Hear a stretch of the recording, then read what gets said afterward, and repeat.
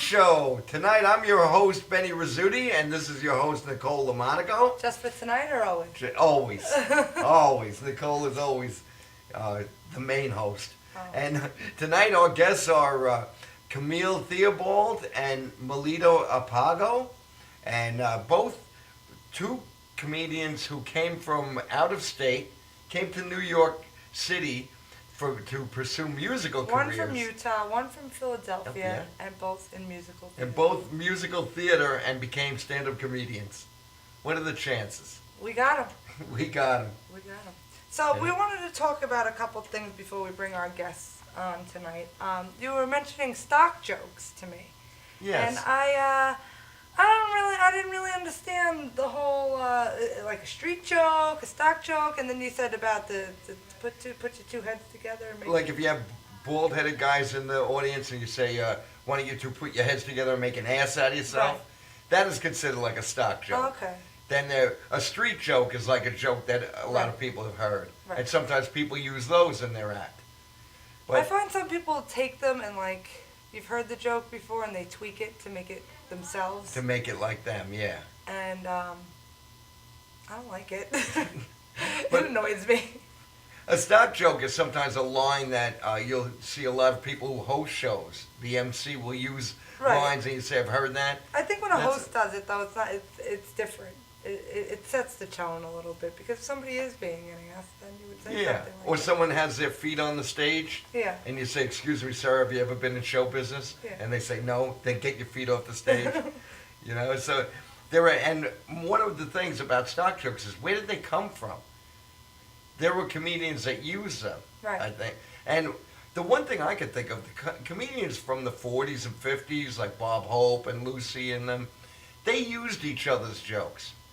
And somehow they became stock jokes. They used like... Well, you were there, so I was you there. would know better than I would. I don't know. But it seems like, so you wonder, somebody wrote those jokes. Right. But they've been used so much that nobody can take the credit for it. And... maybe somebody could, like I heard one joke and someone said, "Oh, I heard Richard Pryor use that." But then I've heard Red Fox use the same joke. Right. Well, then you have things too that if it's the exact same wording, then it's a little weird. But there's parallel thinking out there where people will take something and just have the same idea. But if it's verbatim, like what you're repeating, like. But it's considered stock. It's not stealing. Stealing is a different thing. Stealing if somebody took one of your jokes and used it, right. And that's a weird thing with stand-up comedy, I find, is that with stand-up comedy, if somebody's doing a joke very similar to yours, the same premise, they're a thief and you go after. But in music, you can cover someone's songs. Yeah. But you can't cover another person, even a dead comedian. Yeah. Like there are comedians I love that have passed away. But if I use their jokes, it's not like I'm not doing a tribute to them. No. It's not an homage. No, they're like, "What are you doing?" Yeah. No. Because I love Richard Pryor. Well, speaking of which totally went completely sour. I don't know if you guys saw Kanye West try and cover Queen's Bohemian Rhapsody. Oh, I didn't know. Oh, it was atrocious. It was absolutely awful. And, that should never have happened, ever. And should never happen again. And they put, like, on Facebook, like, this battle between the two of them where it's, like, Kanye, like, you see Freddie Mercury's face, like making, like, one of these faces, like, okay, and then Kanye comes out and he starts, like, you hear the music and the crowd's chanting the song, and he starts singing and he's, like, doing his stupid Kanye voice. He's like, "Mama, ooh, ooh." I'm like, "Shut up! I hate everything about you! I hate everything about you so bad." And then you see Freddie Mercury's face again, like, look at this guy, look at this guy. And then it was like, whoever made it was really funny. And then Freddie Mercury takes over and, like, kills it. Everybody gets excited. Freddie Mercury was... But, yeah, like, that don't know.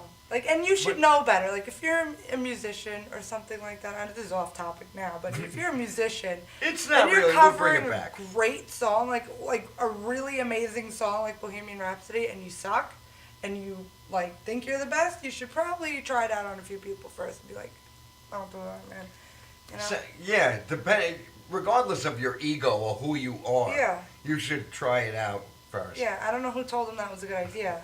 I don't know. It was really bad. I'm actually furious about it. I'm so sorry, everyone. I mean, there were Ruined people that have written. I knew comics that had written jokes for like Rodney Dangerfield, and then use those jokes. Right. And we were laughing, and then he turned around and says, "I don't normally use those jokes. I sell those jokes. I make money." You know. So I've seen some guys who've written, and you can get away with that because you wrote it. Right.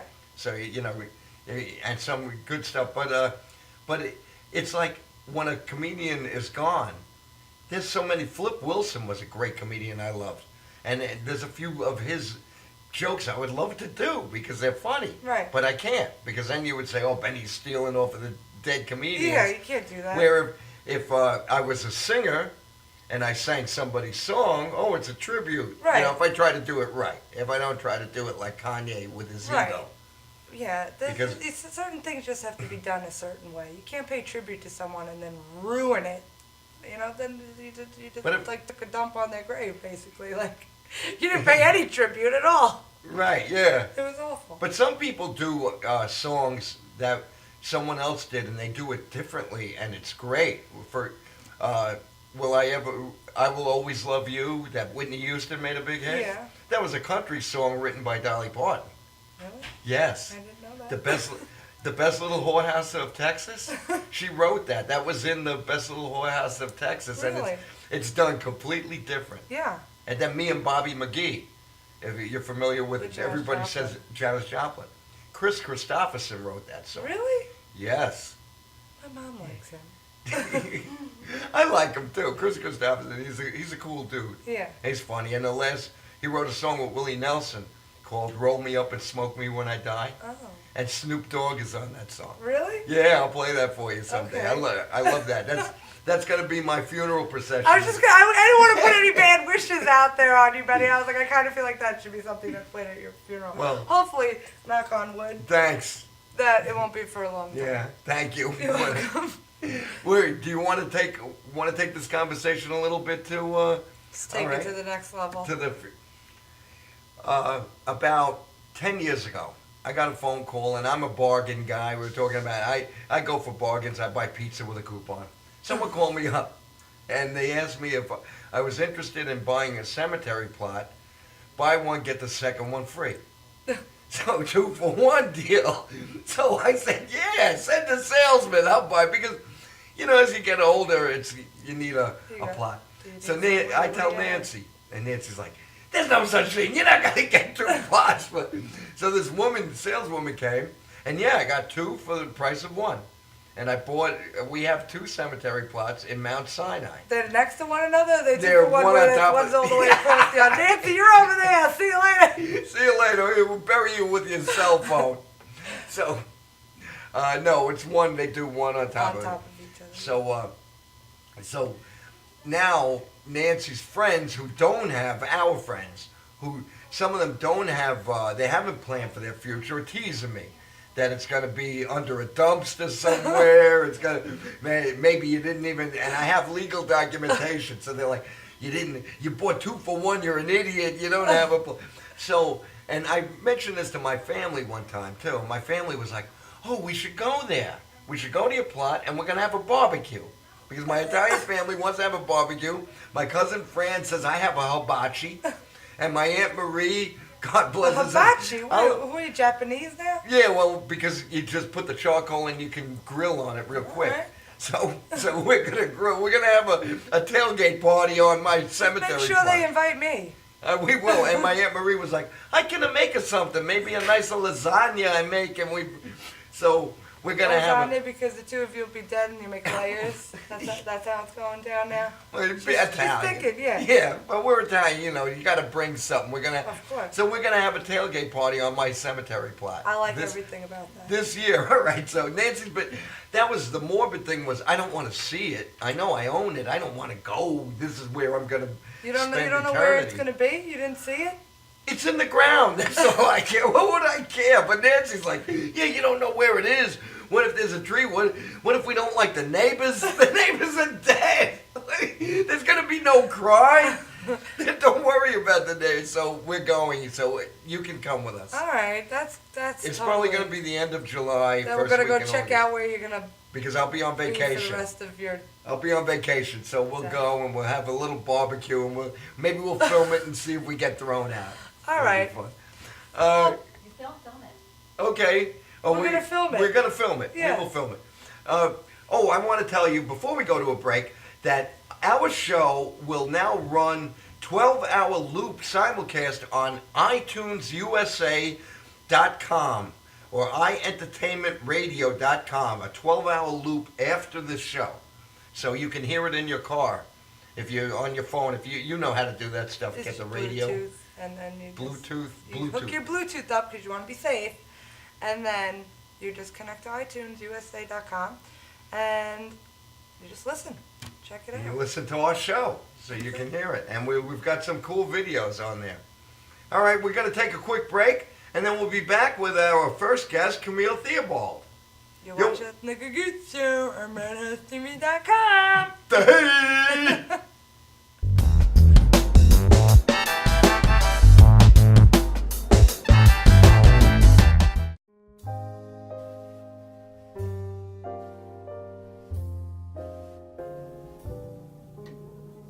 My name is Dr. Robert Brevard. I'm here for Multi-Medicine in Westbury, New York.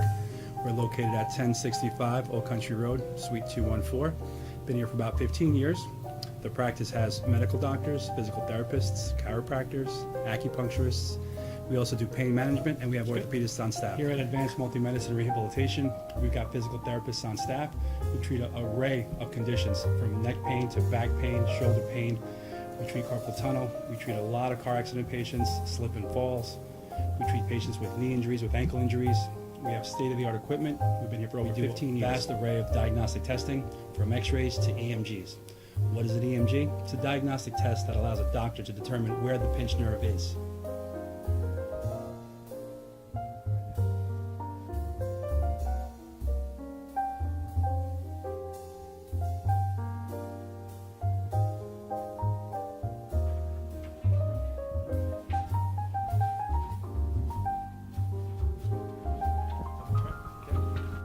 Cora is a physical therapist at Advanced Multi-Medicine and Rehabilitation.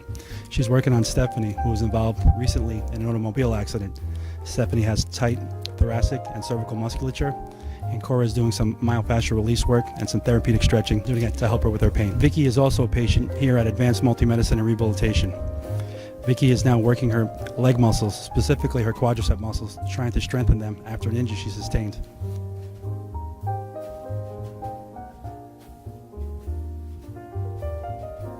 If you find yourself in need of any type of physical therapy, please don't hesitate to call Advanced Multi-Medicine and Rehabilitation, located in Westbury, New York, in Suite 214. Phone number is 516-334-7000, or find us on our website at advancedmultimedicine.com.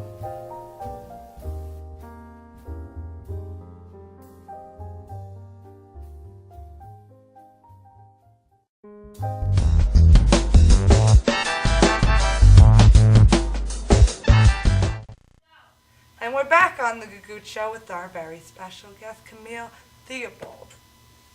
Hey, Hi. how are you? I'm so Good. creepy right now. I am totally creep mode right now. I'm so sorry. Welcome to the Gagootz Show. Thanks.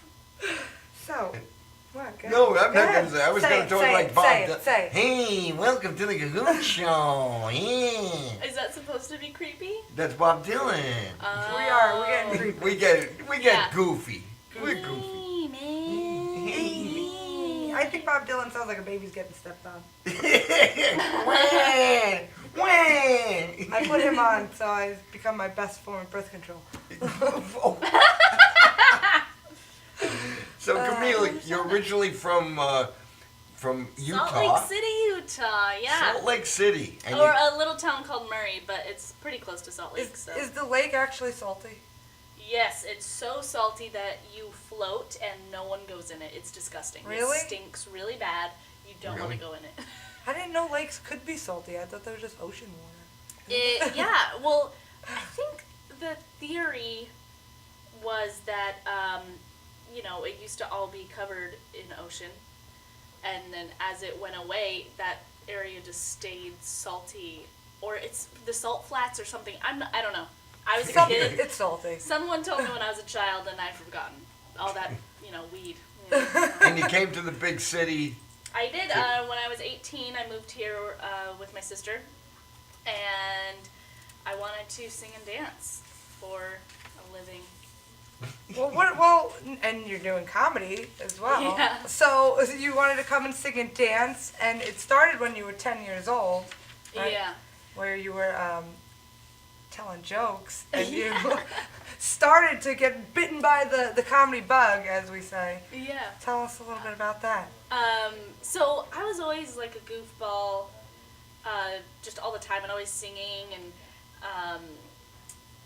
one day, my mom used to take me to the biker bar with her, and there was a barbecue at the biker bar, and there was a joke telling competition for the kids. And if you told the funniest joke, you got a Harley Davidson jacket.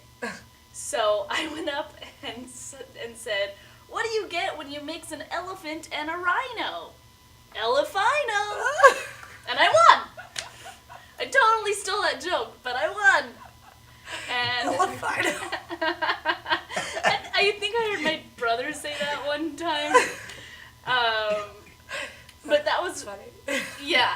So that was like the first time I told jokes, and from then on, I was obsessed with telling knock-knock jokes as a child. I would always be like, "Knock, knock, who's there? Orange, aren't you glad I didn't say banana?" All the time, constantly. It was probably really annoying. I feel bad for all of my older brothers and sisters. That's funny. But yeah, then I wanted to dance and be like Britney Spears and. Who didn't? Right? Oops, I did it again.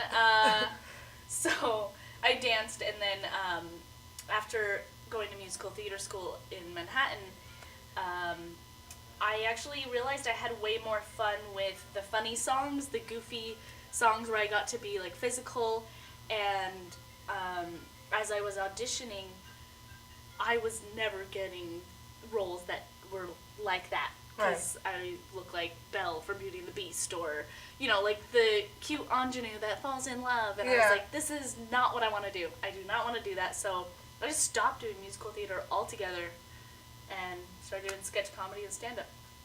And how did you get involved with that? What people who was the first person that kind of triggered your brain a little bit to be like, let's do something here? Or inspired you, I should say. I really liked Wanda Sykes, and I grew up watching Seinfeld, and so I really loved comedy on TV was a big, huge thing for me. SNL, Mad TV, I was hooked to those shows. So I figured I needed to go out and do something, and I looked up open mics and found this open mic at a New York comedy club, and took classes actually with Laughing Buddha. Jeff Lawrence runs that, and it's just something to get me started, because I had never written my own material before. I was an actor, I was trained to take a script and make it come to life, not write my own stuff. So from there, it just kind of built up, and I met good people to go out and go to mics together with, and just kept going and built from there. That's awesome. Now, when you say you stopped doing musical theater altogether, but do you incorporate your music in your comedy at all? I did at first. The first 2 years, I would do a little bit of songs and then end with stand-up. And then I had a online web series where I played ukulele and recited a letter to someone who pissed me off. So that was kind of a way to do comedy. But I actually didn't start doing my ukuleletters on stage until maybe a year ago. Really? But yeah, so for the last 3.5 years, I've just done stand-up mainly on stage. Because I started getting associated only with musical comedy, and that's not what I wanted. Right. I wanted to be seen as a stand-up comedian first, and then also has this other thing that I could do if I want. Right. If it's a variety show, if we want to add a little You spice. have that. Yeah. That's awesome though, that you have a little, like, you have diversity in what you can do. Now those ukuleles, I saw one of those. Very funny. She plays the ukulele and sings about people who it was an apartment and someone else in the apartment building that pissed her off. You leave your garbage out. You do, and Yeah. she plays the song. Now, do you still make those videos? I haven't in a while. I was doing it like every week for a while, and then I started writing sketch comedy and filming with different groups and doing that more. And you would never think that sitting down and just performing a letter into a camera would take hours, but it does. Like setting up the right lighting and then writing it out, making sure it's funny, editing it, like it was a lot of work. So it came to a point where it's like, okay, so is my little weird web series more important, or is getting myself out there as an actor and as a writer more important? So I kind of did that, and part of me wants to go back to it, but it's actually had a lot more success live. As a live web series. As a live show, yeah. So I did, it was in SoloCom last year at the Pit. I did like a little 15-minute set with 3 letters, and I impersonated the people and then wrote a letter to them.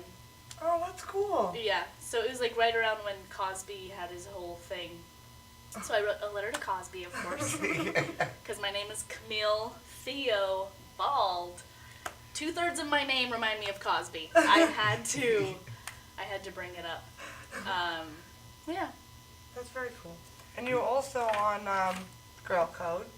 Yeah, I had a quick scene on Girl Code. I played a goth high school kid getting made fun of.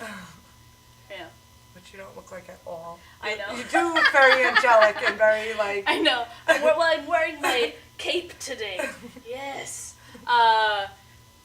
She looks like Julie Andrews, doesn't Yeah, she? a young Julie I get that. Andrews. I get that a lot now. Well, my hair was long then, so I got cast as just like an outcast. I didn't realize it would be like punk goth outcast. I thought I would just be like one of those nerdy kids who gets made fun of. So I showed up with all my nerdy clothes, and then they were like, "No, we're gonna put black lipstick on you." I was like, "Oh, okay, Okay. sounds good to me." You got such a, like... have you ever done voiceover work at all? Yeah, You yeah. have? I just did a. You have such a voiceover. friendly, inviting voice. It's so nice to hear speaking it into my ear. Oh, thanks. I know, she's... It's like a little cartoon-ish. I don't know. She comes off very sweet, but her material will Yeah. just knock you for Punch a you in the punch. face. Awesome. Yeah. She does some funny. She does some funny stuff. Yeah, I get pigeonholed as the good girl, but whatever. But when you see her, I met her when we first met. We performed together at a theater, so that's how I was talking to her out back in the green room. We were talking, and then when she went up, I was like, wow. You thought I was gonna do jokes about how I love my dad. And I grew up in a beautiful suburban country. No, Not I at grew all. up next to a trailer park. Awesome. That's got to be a whole entire set in itself, no? Yeah. Yeah. Yeah. Oh, there's my some childhood is most of my set. I got to bring my child. My dating life is most of my set right now. I need Yeah. to bring my childhood in because mine was crazy. And I'm sure you'll come out with some great. You put such a great spin on all this stuff. Thank you. Thank you you. do. I'm just a weirdo, but that's... No, you're not. Aren't we all? Yeah, we have to be, I think, when we're in here, in this business, right? You can't Yeah. be... If you're normal, get the fuck out. Yeah, go. Sorry. See ya. See you later. Sorry, I said the F word. It's all right. That's okay. We will say that. I We'll have say said it it later. plenty of times. It's Said so it many funny. times. But yeah, you have to be weird. You have to be outside the box. You got to be quirky and different and unique. And my mom likes to call me dynamic because dynamic. You have to be willing to change the game up a little bit in order to be. My mom just says, "I'll pray for you." Oh. Your mom sounds like an angel. No. No, I'll pray for you. No.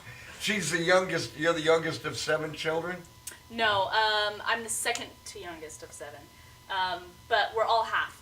None of them are full. What? My mom had 3 kids, my dad had 3 kids, and then I'm in there in the middle.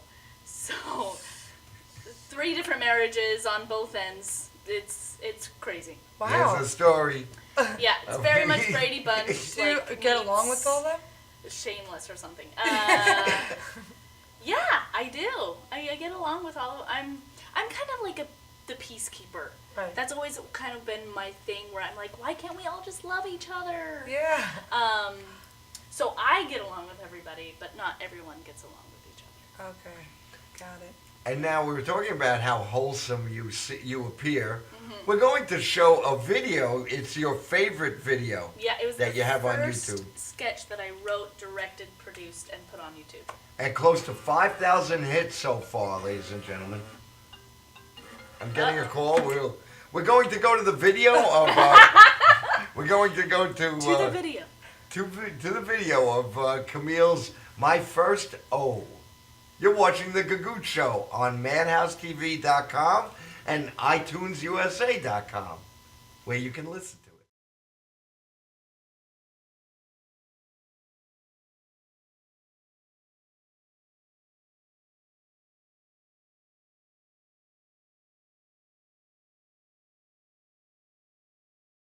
Okay. And we are back. And we're back. We're just having a no. little technical difficulties. I guess we aren't going to see her first O just yet. It'll be second time around. Be the second O. That's okay. It's Technical multiple O's. difficulties. You know, sometimes it's just that exciting. She's All talking. right, she's talking to me, but I couldn't Yeah. leave because they said we're I going know. back to you. I know. Are we still I'm on? sorry. We're still on. Okay. Oh. That's okay. Uh, I got this idea. You're gonna see it. I got this idea. I'll be right with because- you, Melita. I'm still Benny, on just the go. air. Just go. Okay. Benny's going to be right back. I'll be We're right going to back. talk this out. Bye, Benny. I got this idea because, hopefully it's okay to talk about this. Men, like boys, they're kind of encouraged to masturbate. That they are. Women are not, and I think that's unfair. It is unfair. So I wrote this little ditty. I happened to watch the video. I thought it was hilarious. It was very funny. I once we get things up and working, then you could watch it. We'll get it airing later. And if by any reason we can't, you can see it on YouTube, and you just type in My First O. My First O and Far-Fetched Comedy. Farfish. There you go. Comedy, and it's funny. It's very funny. It's pretty much. Should we explain it? Should we explain it a little bit? I'll tell you, like, I don't want to ruin it. Yeah. I shot it in Staten Island. You shot in Staten Island. Okay, Yeah. so it seems like we got things up and rolling here. So we're going to go now back to the video, and we'll be right back. You're watching The Gagootz Show on Madhousetv.com.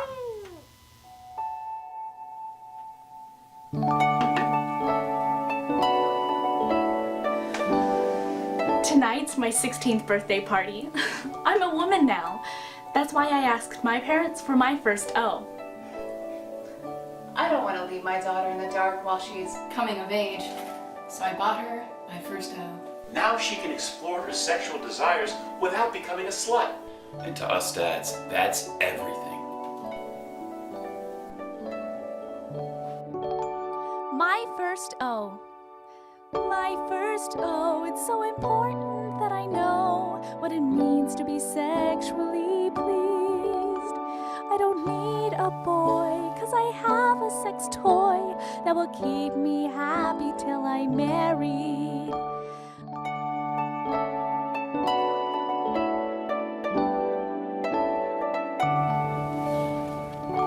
I can't. Why? I promised my dad. Babe, it's just a little tonsil hockey. No boys, just toys. I mean, I have to go to the bathroom. I can take it anywhere to avoid male temptation. I just slip it under there and enjoy the sensation of my first O.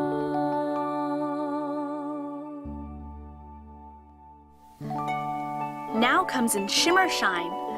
or with the Jesus Loves You package, or with a Justin Bieber poster. Boost your confidence in bed with the Positive Affirmations feature. Choose a sexy male voice of your choice. Brad Pitt, You're not a slut, because I'm only a toy. Ashton Kutcher, I totally love you, and so does Jesus. or, for those who crave a wiser man's voice, Mr. Rogers. You're the only neighbor a man could ever want.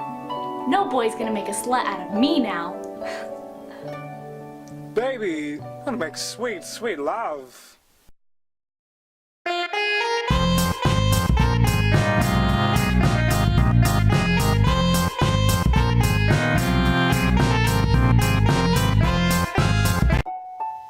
And we're back on the Gagootz Show, and finally we got it up and running, and you guys just saw her first, though, not mine.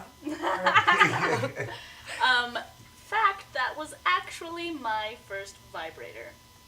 For reals. The real one. It was for reals my first vibrator. Did your parents really get it for you? No. No.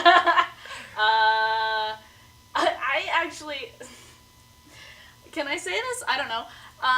Why not? You already said the F word. Go for it. Go for it. I didn't start masturbating till I was 21. What? After I had been having sex for at least 5 years. So, yeah, it was an exciting adventure. And I decided to write a sketch about it. Or based on it. So, yeah, I thought... Wait a minute. And it's Wait a minute. Yeah. Oh, yeah. Okay. 5 years? Yeah. Of actual Actual sex, yeah. Of actual real life. Wait, let me think. 16, 17, 18, 19, 20, 20. Oh, yeah, about 5, yeah. No. Because I thought you weren't supposed to. What? I also grew up in Utah. Come on. Okay, that makes sense. You know, the guilt and whatever. I was humped a pretty penguin Christian. when I was like 12. You did what? I humped a penguin when I was 12. Yeah. Catwoman gave me my first erection. She did. Catwoman, Julie Newmar. Then when they had the other one, Eartha Kitt, I was already Catwoman's on it. Eartha Kitt. Who is it? My mother's like, that's a different Catwoman. Do you make Nancy dress up in a cat costume now? That's why you have 6 cats in your house. we have. It all makes sense now. And one of them's name is Batman and Robin. Both of them are Batman and Robin. Betty, you dirty dog, you. Batman and Robin. We don't have Catwoman. Oh, you do. That's Nancy. It's Nancy. She's gonna scratch my eyes out for this show. And I humped a penguin. This is all a Batman. A real penguin? No, it wasn't real. It was a stuffed penguin. I didn't know. I am 12 years old. I don't know what a penis looks like. I just saw there was a beak on it, so I was like, I think this seems right. I don't know. This is a very adult show. All right, so. I mean, I got Jacob Cornwolf on it, and he's now been on Girls. Okay. Great. And 2 of the other actors are like moved on to be like more successful, and so it's just so funny. Like we shot this 3 years ago, and it's cool to see how much we've grown since then. Yeah, that's awesome. Well, you should be very proud of your video and your O's. And we'll be right back. We're gonna go to a quick commercial break, and we'll be back with our next guest. You're watching Melita Apago. We're O's. We're all about the O's today. We'll be right back. You're watching The Gagootz Show on MadhouseTV.com.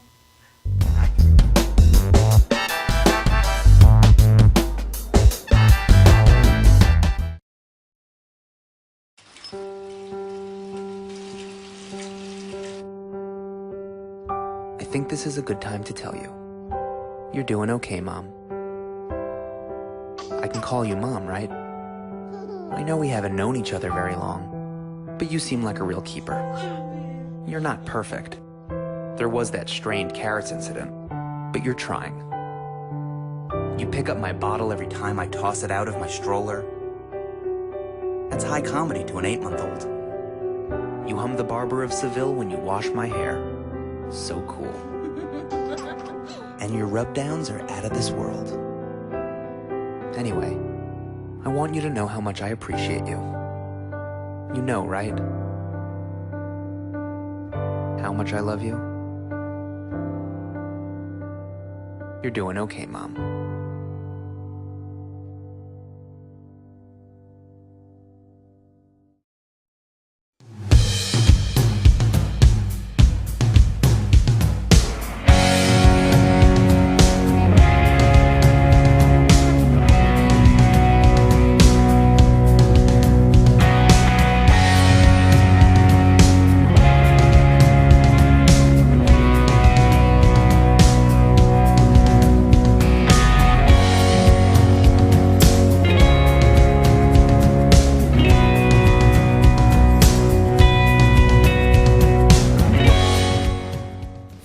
professional motorcycle transport and towing, think Kickstart Fabrications Motorcycle Towing. Proudly serving all of Long Island, we feature expert handling and 24/7 service. So send a limo for your toy with Kickstart Fabrications Motorcycle Towing.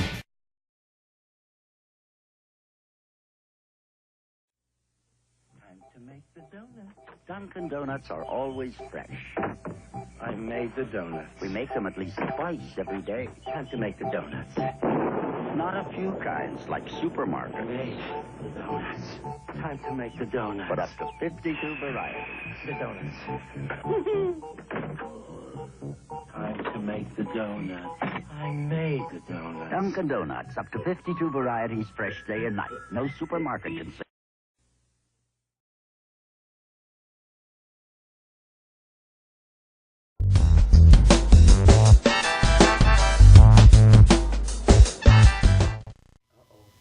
And welcome back to the Gagootz Show. And we're here with our other very special guest, Melita Apago. Hey, thank you for having me. Oh, poor woman's been in traffic for 3 hours. I feel like a school bus driver now, I'm telling you. All the kids and oh, please. But I'm glad that I made it safely. And this is a beautiful studio. Thank you. Yeah. I just met you 10 seconds ago, and I love everything about what's going on in your outfit right now. You are like life right now. That's actually, I wore this to housing court for that reason. I wanted to inject a little energy down there. Yeah, you brought it. You definitely brought it. I like it. That's why I'm dragging. It's like always something. But I'm so thankful that this was the end of my day and that wasn't the end of it. You know what I mean? On a good note. And you're on vacation now, right? I am on vacation as of the 26th, 70, well now 71, I'm counting down.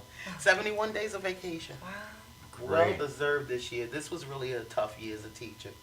So you're a school teacher. I am a school teacher audience. full time, yes. And yes. what do you teach? I am actually the school's librarian. Oh, okay. I get to tell stories.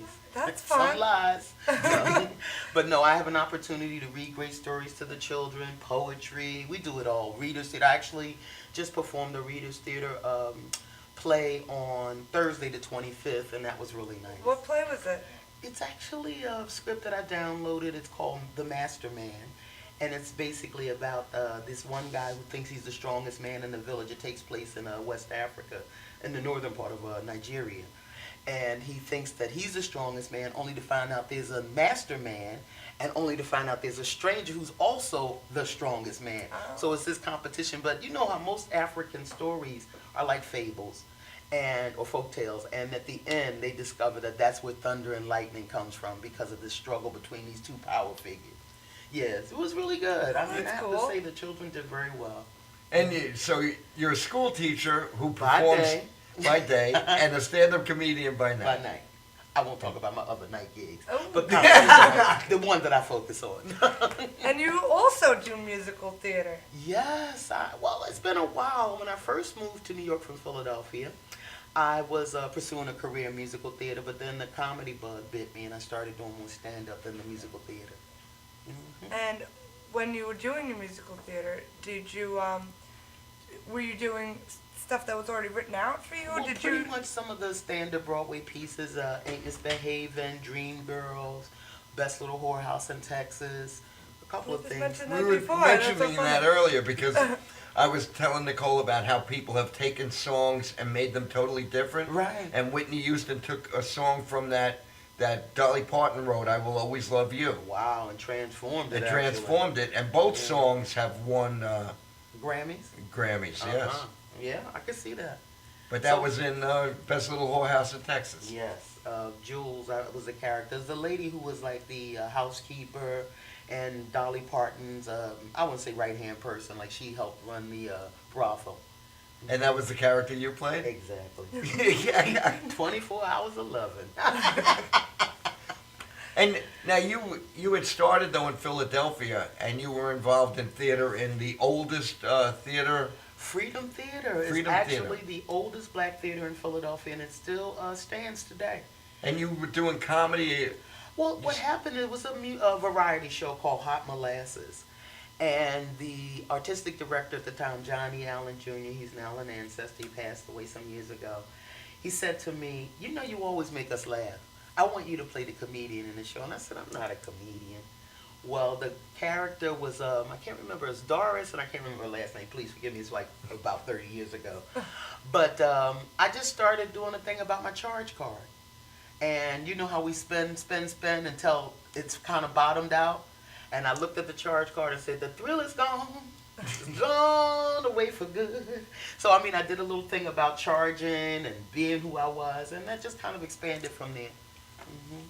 And how did you cross over? I guess that was the start of like where you found your comedy in music. Well, I do actually. I have not worked it in a while, but I do a parody on the Dream Girls, and I'm telling you. But it's like working in a dinner theater, because I tell people it's not Broadway, it's the dinner theater version of Dream Girls, where you get to eat, you get a salary and access to an all-you-can-eat buffet. And basically I'm put out from the show because when the customers come to serve themselves, there's nothing left. And when, I approached this chef in the kitchen because I felt he was the one that ratted me out. And I tell him, and I'm telling you, I'm not living without beef. I'm not living without ham. I don't want to be fat-free. So, I do a whole thing with that, and it's really good. I just haven't done it in a while, but I, too, plan to bring it back in my one-woman show. And now you still have no name yet for the one-woman show? No, because my girlfriend said just write, and the name will come. So I'm writing about my life. It's really about my life's journey, moving from Philadelphia, being married to 2 African men. I do a little bit of everything, visiting Africa, but I haven't given it a name. I don't want to yet. All right. It's still developing. It's like the baby. You don't know if it's a girl or a boy, so we don't want to buy any clothes yet. I like it. And I've heard that some writers, you write without a title, or you also write without an ending, because you have something to keep going, to strive for. You allow it to evolve without putting it in a box. Right. If you put it in a box, sometimes you can't write it because you know where you're going. Or you're writing to that particular point of view, and it doesn't allow you to expand. So I just want to keep it open, and anything that comes to me, I put it in it. So without a title yet, but the title will. It will make it. It will introduce itself, because you'll see all of these things happening. You say, you know what? Here's the title for this piece. That's great. And you have a little like some people have a catchphrase, like, or get no respect. Tell us what your catchphrase is. And it comes from my mother. My mother used to tell you, so-and-so walked down the street and she fell, and I couldn't look at her. So she told, and I was like, Mom, everything she would punch you with. So in honor of her, she's also an ancestor. That's where I got it from. And I just included it in the act. And I love it. I love it because, my wife Nancy was with me when we saw you, right? Nancy, I will. She loves you. Oh my God! I just want to be a fly on the wall with you and Nancy together in a room. She has definitely got my energy. They met the one time, but we want to meet. Yeah, and so I said to Nancy, I wrote down. I said, Melita Apago's going to be on this date, and she said, "Who's that?" And I said, And she right away she knew. Hey, look, may not know the name, but you know, He comes, But that's good. That's a good, because if people who have seen you in perform comedy and don't remember your name, they remember that. That's true. I get it a lot. They'll come up to me after the show and go, I was doing it after I watched your video. I was doing it. I'm like, You gotta have something to remember me by, so that'll work. I like it. I definitely love your stopped. hair, Nicole. I'm thank looking at the you. fabulousness. Wow. Thank you. Oh yeah, you should have. Benny, I like yours too, but you gotta pump it up a little bit. You need a little mohawk or something. I'm deflated here. Well, I was thinking of getting a hairpiece, but for the show, right? Somebody just told me real quick before we take this commercial break is that they go, I can't stand your hair. It looks like roadkill. I said, what do you mean? She goes, you look like you got one of those squirrel tails on your head. You know what? Haters don't hate on me. I said, well, thank you. I happen to like squirrels. And then next week she has the same style. Yeah. When she first did it, I sent her on Facebook a picture of Pepe Le Pew. Oh, no. Yes. You did, yeah, you did actually. Here's a picture of Nicole LaMonaco, and it was Pepe Le Pew. That's funny. Because, but I love what she does with her hair. Thanks. It's nice I switch it up all the time. What do you need? You want 2 old people on the show? No. Okay. No. Season. We're not old. No, I'm talking about me. I'm not talking about you. No, me too. Well, we're going to take a quick break, and when we come back, we'll have all of our guests and ourselves here. And Benny, because you do it so beautifully, You can also listen to our broadcast on a 12-hour loop on iTunesusa.com, iEntertainmentRadio.com. 12-hour loop after the show. Wow. You're watching The Gagootz Show on MadhouseTV.com. Yeehaw!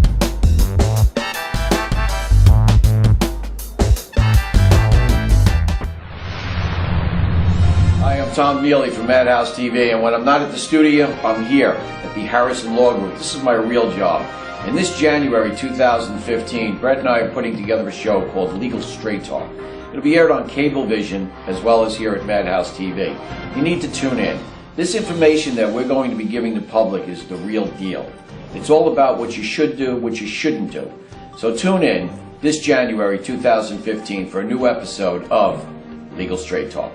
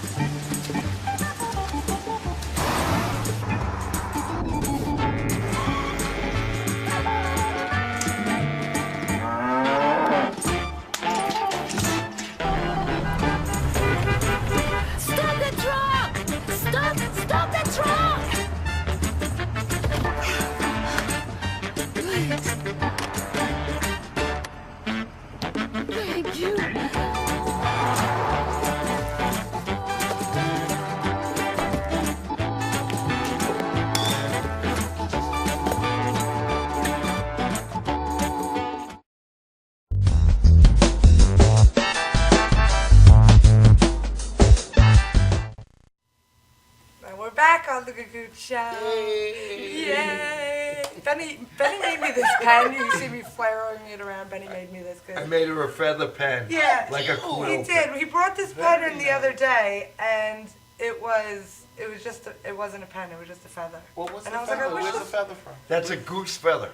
Yeah. Wow. And we were Because just the playing. A goots or a goose? A goose. I love to say all names because that's cute. It's a Gagootz feather. Now it's Gagootz. We have a lot of geese on Long Island. I believe if you don't know. I know the feathers were so long. That's why I'm blown away. There are areas with they're bigger than that. Some of the feathers. Big That's geese. very nice. Very creative, Benny. I see an entrepreneur opportunity in there. Feather pen. Fresh from the goose bag. I think we should bring these back. Yeah, and we should have the Gagootz Show printed on that. Nice. Would that not be cool? Vision market right there. All right. All my jokes only with feather pens. That's it. All of them. A Gagootz feather pen. Yeah. Now, you two know each other before. We actually had an opportunity to work together. Where was the theater? With South Shore Theater? South Shore Theater. Thank you for the name. Oh my gosh, that was a crazy night. Yes, it was. Yes, it was. We had like 5 million people in the audience. It was a 4. It was so. But you know what? They were the liveliest audience I'd ever experienced. For such a small group, you would have thought the house was full. They had a wonderful time. The laughs were rich. Yeah. That's Really at good. Alan Scott's Alan Scott's, show Yeah. Yeah. that he books. I'm trying to get Nicole on that. To Oh do no, it. she should be on it. It's a fun theater because it, as I Very mentioned, intimate. it's like stadium seating. Yeah. Yeah. The seats go up and the audience is looking down Yeah. instead of the other way around. It's nice. I like that. But afterwards, they give out one free drink to anybody who goes to the show. So we all went to this place where they give you a free drink, and there was karaoke. Yes. So all of the comedians signed up to sing, of course. Okay. And then there was this really old guy who was just dancing up on all of us. He was getting he was in jiggy concert. with it. It was like He was in all karaoke up on- concert if there's such a thing. and Sheila, and like there was a Santa Claus there. Oh, right, 'cause and it was we were around the all Christmas sitting time. on his lap, like taking pictures. We were out till like what, 2 in the morning? Yeah, I it was a feel long like. night. It was fun. She can party, guys. Yeah. Partier right here. Hey. Oh yeah. Never too old to party. No. I did, the first time we went, our ticket says you get a free drink in time, but we didn't go for the drink. And I remember Brooke Arnold did the show with you that Right, time. Brooke and her sister Kathy, right? Is this her sister Kathy? No, that's not his sister Kathy Arnold. They're the same. They're name, I not always related. thought. Yeah, Okay. they're not- With the two Arnolds. But yeah, the two Arnolds and They were both on the show? they were both Oh. on the first time I went, and then when I went and I saw, that's when I met Melita. I met someone else who's been on this show there, I think. Sheila Smiley? Sheila Smiley wasn't on that Oh, one. okay. I met her okay. I remember I with saw her name Camille. listed. Or maybe. But Kathy Arnold was on. It's a nice theater. Yes, But it is. I Oh, like Mike it. Keegan. Oh. Mike Keegan was there. He closed that show. Yeah. He's That had time. a lot of Keegan. material A lot for of sure. fun. Yeah, definitely. Yeah. So you guys do that theater often. No, I've done it twice. Yeah, I've done it twice too, so Yeah. we're kind of even Steven with that. Yeah. It's just another thing, attracting from Manhattan to here is always a challenge for me. So you met here. You both live in the city, but you met on Long Island. Exactly. Yep. That's funny. Right? Yeah. It's nice to get out of the city though, and in front of normal people. You said normal. Audience who appreciate you, they're very, People- yeah. receptive, and you don't get this, like, sometimes you feel in the city they're very judgmental, all of a sudden they become comedy critics, even though they've never done stand-up. But, I mean, here, it was just such a warm reception, and the people afterwards, well, when we went to the place that you mentioned, it came up to us, we were dancing, and, just had a wonderful time. I really would love to do that space again. I have to get into the city Yeah. more often. It's hard to get there when you have a day job. Ouch. Yeah. But the city audiences, I mean, you had mentioned that they like darker. They A like little the darker. material. So I have a good amount of dark material that I've learned doesn't necessarily work out here, but that's okay. But the city loves it because I think everybody's kind of in that mindset of it's rough, life is hard, it's not easy. So like, honestly, suicide jokes work in Manhattan. Not so much out here where everyone's happy. Right. And they're like, what's suicide? What are you talking about? No, happy. Why would I want to kill myself? Why would I want to do that? When There's you go to trees. Manhattan, my rent is and geese. $2,300, and I'm living in a studio, I'm feeling suicidal. Yeah. You live in a prison. Exactly. Yeah. So it is a little different, and it's also like generally like 30-somethings who have like long day jobs or day jobs that they hate, and they go out and Need to drink release. every day because they hate their day job. So it is different. I mean, there's still people who are great and happy, but if you want to make a generalization, that's or it's tourists. Yeah. Yeah. Yeah, I perform usually in the city before a mixed audience, so it's a little older, some young. So, you know what I mean? Anything could kind of work. Some of them, they like the clean, especially those church audiences that I perform for. So it depends on the audience, I guess, in the city. But you're right about the younger ones. They like it raw. I don't know if I would be allowed in a church. I don't think so, Don't let this look fool you guys. Okay. Well, if they saw the video we showed, they know. All right. Anyway, we have to say goodbye, all right? No. But we're going to end now so we can show your Melita's video of stand-up video. So, and I want to thank you both. We both want to thank you, and we'll have Thank you. you, Nicole. Thank you for coming. We'll have you back on. Thank you for coming. And I know the estimated drive come time again. from Manhattan. I will come anytime you Multiple times she'll come. Hey, I'm driving her to the train station. Nancy, nothing's going. She's sitting in the back seat, Nancy. I'm scared. You're watching the Gagootz show. We'll see you guys Thank next you week. so much, Thank and you much so much. success Thank with you. the show. This is a great show. Thank Thank you you. very Thank much. You have a great week, everybody. Put your hands together for Madhousetv Apago!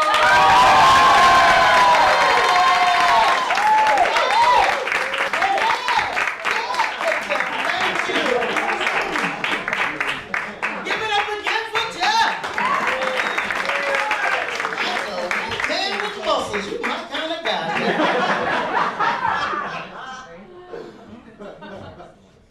I'd just like to have take a moment of silence to think about all the plastic cows that were sacrificed to make my pants.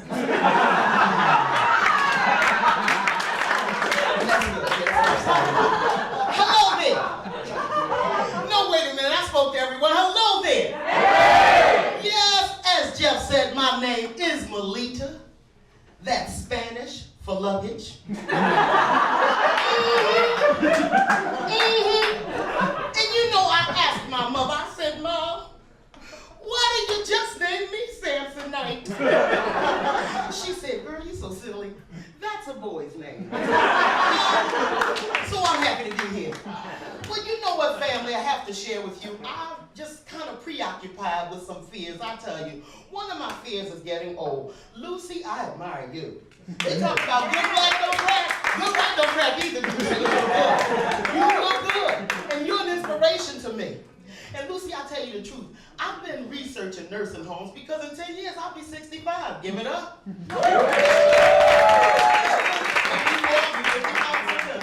But no, seriously, I finally found the perfect nursing home that I think I can handle. It's up on Long Island, the East Neck Nursing Center. You heard about that? Where they hired the male stripper for the female resident. Come on, you know that story. Oh yeah, and let me tell you something. They said that they traded off shuffleboards for washboard abs. That's my kind of nursing home.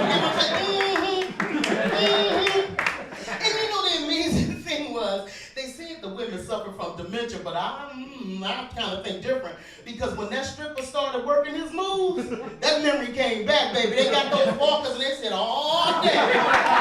That's what I can do for you. Got a couple of cans that were doing inappropriate, ungodly things for that stripper. I'm just saying. I have to say, as you're getting older and being a full-figure woman, you just, the sexy men are hard to find. You gotta look hard. And me with my lucky self, I'm always running into that homeless guy that thinks he's got possibilities. I'm in Harlem the other day. Man comes up to me, no teeth in the front of his mouth. When he smiled, it looked like one of the toll booth openings at the George Washington. No teeth. Hair all over his head, one leg shorter than the other. Name is Buster. Buster come walking up to me with one leg shorter than the other. Hey, big girl. You know you and I both need some love. I looked at him with all 32 teeth showing and those bedroom eyes. And I said, how you know I'm a woman? He said, oh, shit, this is